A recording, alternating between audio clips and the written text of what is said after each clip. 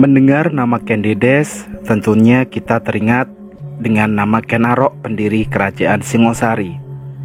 Kisah mengenai Ken Arok pun sudah banyak diceritakan dalam berbagai versi. Berdasarkan kitab Pararaton, Kendedes adalah putri dari Empu Purwa, seorang pendeta Buddha aliran Mahayana dari desa Ponowijen.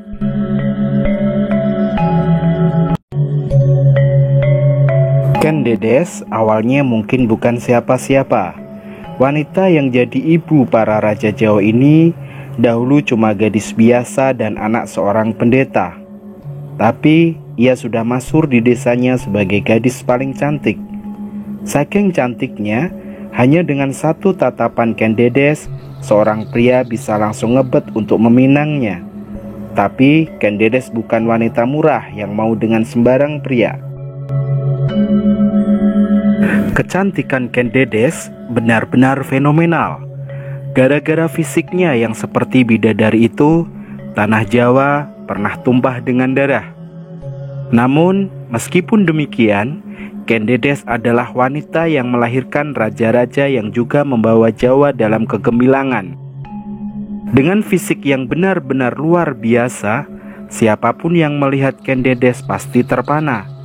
Siapapun, tak terkecuali seorang dengan pangkat tinggi seperti Tunggul Ametung seorang Akuwu Tumapel.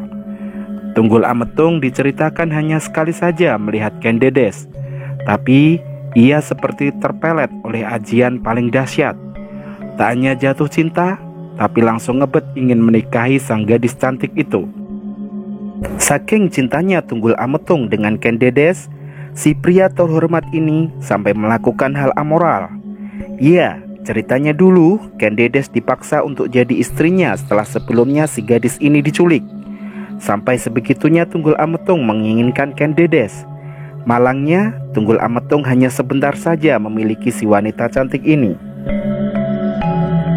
Kendedes dianggap sebagai leluhur raja-raja yang berkuasa di Jawa, nenek moyang Wangsa Rajasa, terah yang berkuasa di Singosari, Majapahit, hingga Mataram. Kisah Kendedes dimulai saat Tunggul Ametung, Akuwu dari Tumapel, jatuh cinta padanya dan segera ingin mempersunting Kendedes. Lalu Tunggul Ametung mendatangi kediamannya. Karena saat itu ayahnya Kendedes sedang berada di hutan, Kendedes meminta Tunggul Ametung supaya sabar menunggu. Namun Tunggul Ametung tidak kuasa menahan diri. Kendedes pun dibawa pulang dengan paksa ke Tumapel untuk dinikahi. Ketika Empu Purwa pulang ke rumah, dia marah mendapati putrinya telah diculik. Ia pun mengucapkan kutukan. Barang siapa yang telah menculik putrinya, kelak akan mati karena tikaman keris dan diambil istrinya.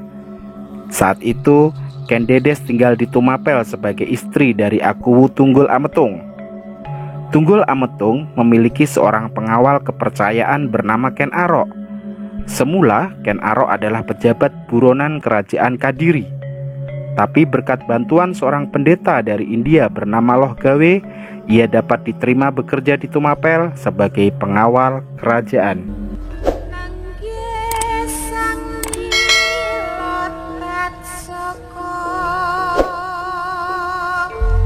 Pada suatu ketika, Tunggul Ametung dan Kendedes jalan-jalan ke petirtaan Taman Baboji untuk berwisata dan mandi.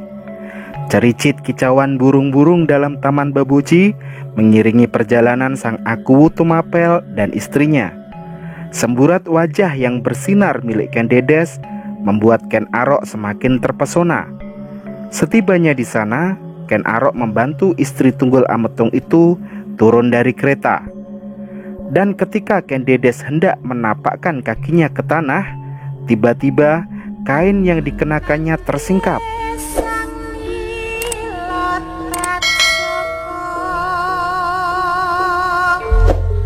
Ken Arok pun terkesima melihat betis dari wanita berwajah cantik rupawan tersebut. Melihat sepasang betis mulus yang bersinar mengeluarkan cahaya, membuat Ken Arok langsung terpikat akan kecantikan Kendedes. Ken Arok pun menceritakan pengalamannya tersebut kepada pendeta Loh Gawe. Pendeta Buddha itu pernah meramalkan bahwa akan ada seorang wanita yang cantik rupawan dengan ciri-ciri seperti yang ada pada Ken Dedes, yang nantinya akan menurunkan keturunan raja-raja besar di tanah Jawa.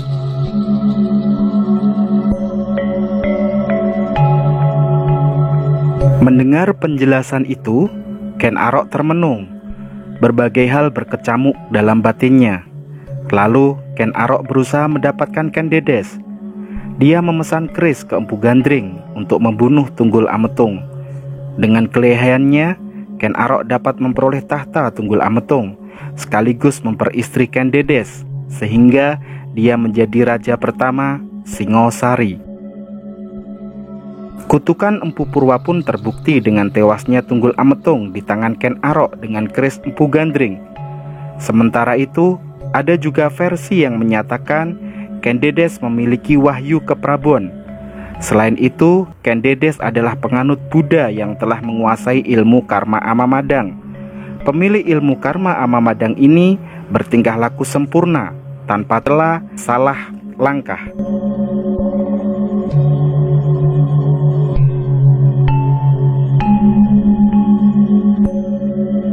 Dalam sejarah, dicatat keturunan Ken Dedes dari benih Tunggul Ametung jauh sampai ke cucu cicitnya, mulai Anusapati, Ranggawuni atau Wisnuwardana, dan Kertanegara yang menjadi raja maupun pembesar di Singosari. Juga dari benih Ken Arok, Ken Dedes memberikan keturunan hingga cicitnya menjadi orang-orang besar di kerajaan Singosari maupun Majapahit, Raden Wijaya. Sampai di garis keturunan keempat, terjadi penyatuan antara keturunan Ken Dedes dari darah Ken Arok, yaitu Raden Wijaya, dengan keturunan Ken Dedes dari darah Tunggul Ametung. Peristiwa ini diketahui dari pernikahan Raden Wijaya dengan dua putri Raja Singosari, yaitu Kertanegara, Tribuana Prameswari, dan Gayatri Raja Patni, yang tercatat sebagai manusia-manusia tangguh dan besar di kerajaan Singosari dan Majapahit.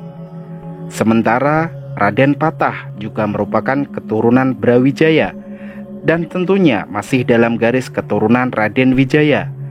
Demikian pula ketika Demak digantikan Pajang yang diperintahkan Sultan Hadiwijaya, di mana Sultan Hadiwijaya atau Joko Tingkir adalah anak Ki Ageng Pengging yang juga keturunan Majapahit.